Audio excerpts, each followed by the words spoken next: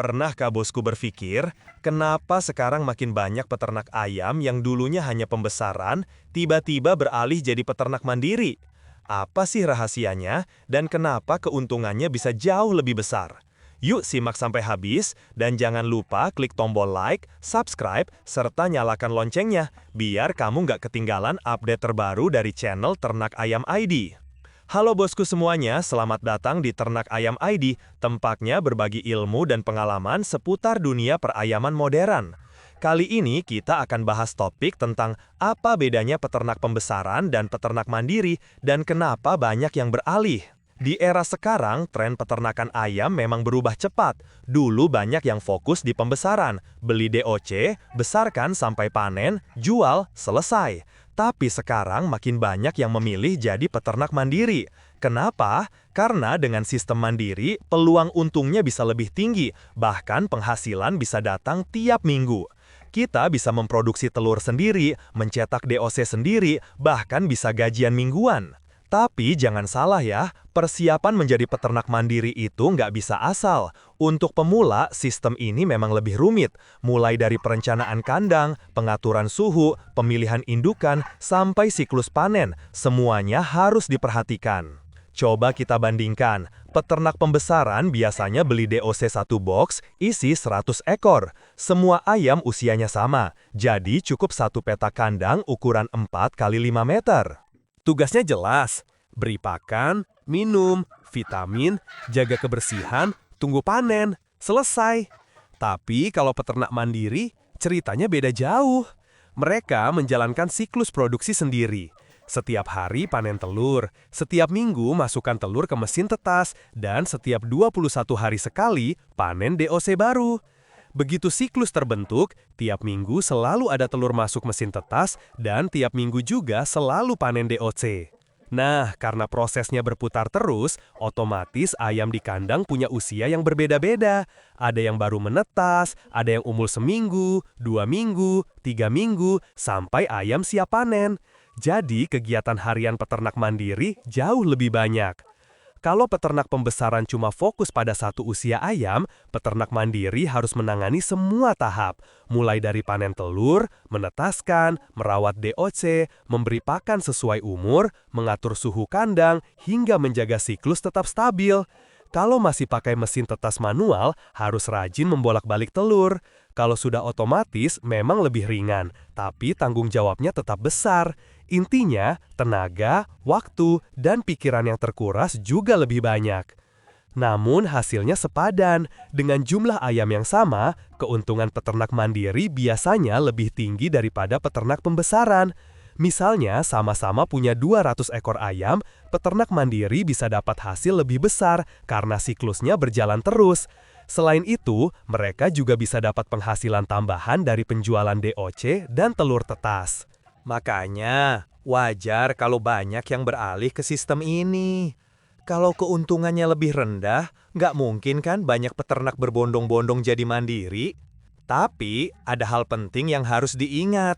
Karena ayam di kandang peternak mandiri beda usia, maka jumlah kandang yang dibutuhkan juga lebih banyak. Idealnya, setiap kelompok usia punya kandang sendiri. Usia seminggu di kandang A, 2 minggu di kandang B, 3 minggu di kandang C, dan seterusnya. Kalau dicampur semua, hasilnya kurang maksimal. Kenapa?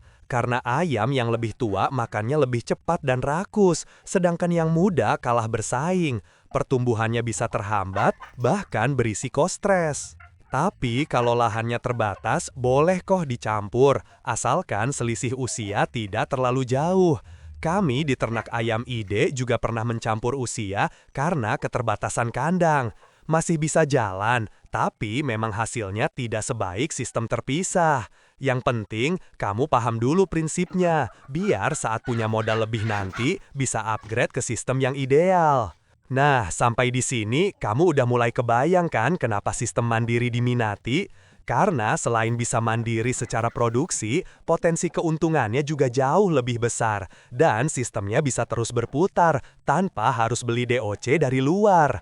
Jangan kemana-mana bosku, selanjutnya kita akan bahas bagaimana cara menyiapkan kandang, menentukan jumlah indukan, dan strategi merawat ayam beda usia agar hasilnya maksimal.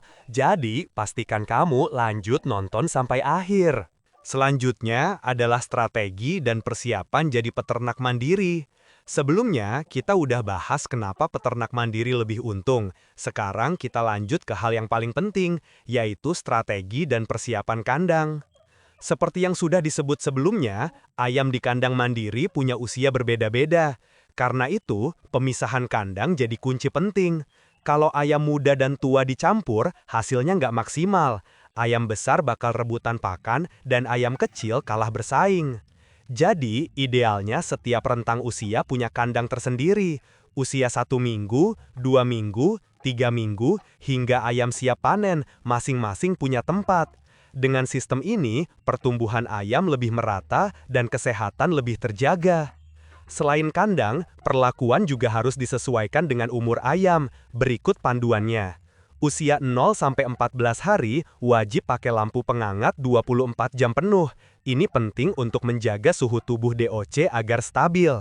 Usia 2-3 minggu cukup pakai lampu pengangat saat malam saja, siang boleh dimatikan.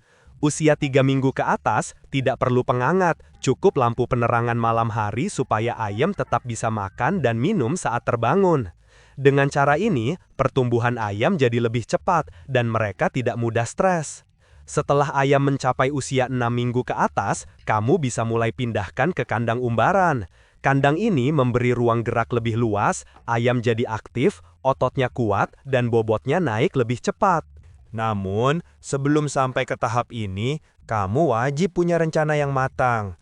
Tentuin dulu berapa indukan yang ingin kamu pelihara. Kalau masih pemula, cukup mulai dari 5-10 indukan aja.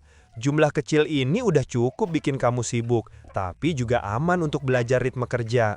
Setelah menentukan jumlah indukan, barulah persiapkan kandangnya. Kandang bisa disesuaikan dengan kebutuhan dan lahan. Ada peternak yang pakai kandang panggung dari awal sampai panen, ada juga yang pakai sistem kombinasi. Misalnya, 1 bulan pertama di box, lalu pindah ke umbaran setelahnya. Yang penting, sirkulasi udara bagus, lantai kering, dan mudah dibersihkan. Persiapan kandang ini sangat penting, karena kandang yang nyaman dan higienis akan mengurangi resiko penyakit, stres, dan kematian ayam.